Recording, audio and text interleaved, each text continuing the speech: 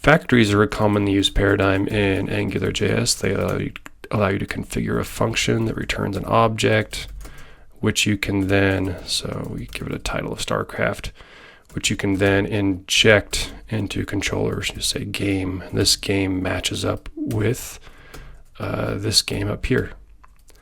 So once we have that, we can replace awesome with game.title, and it automatically syncs to whatever's returned from our object. So that's great, but what actually is a factory?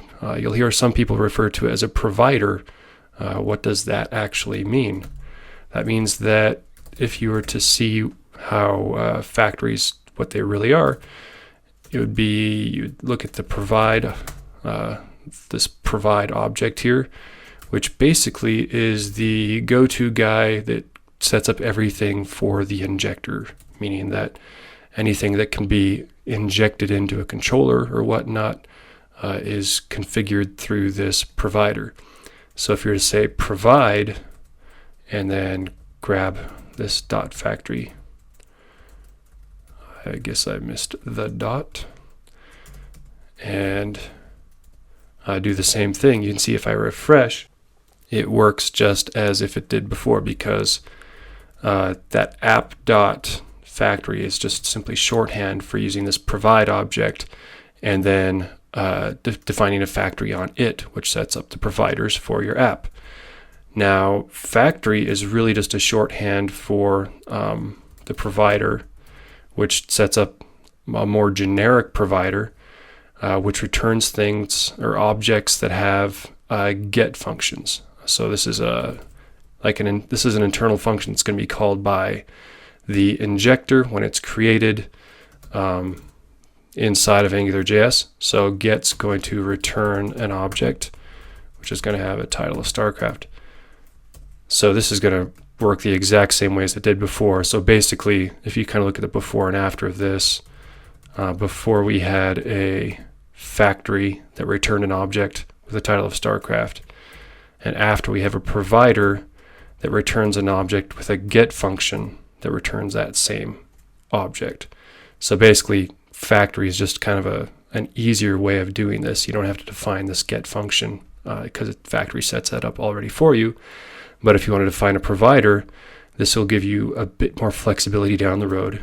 If you want to do something like, let's select all of this, and then define the provider on our app.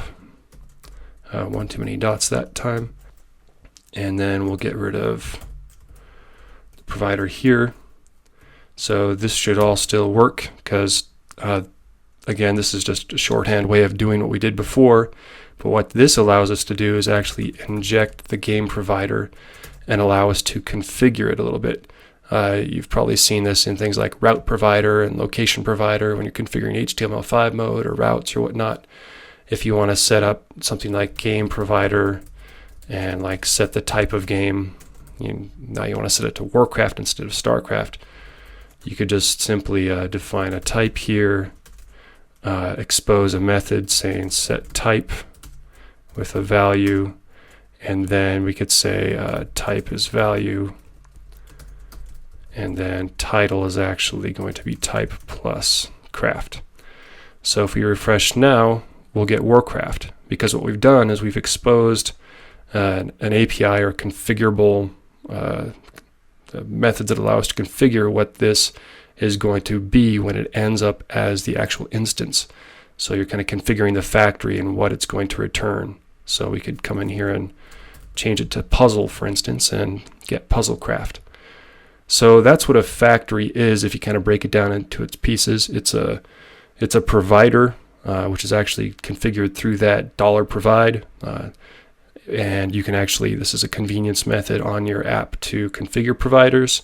And if you want to configure the factory, which is going to return the instance it's going to use, then you would use this, inject the game provider that's configured here into your config function, and then call whatever methods you set up to configure it. Hopefully that makes sense. We'll go into more details on other providers like services and whatnot in future videos.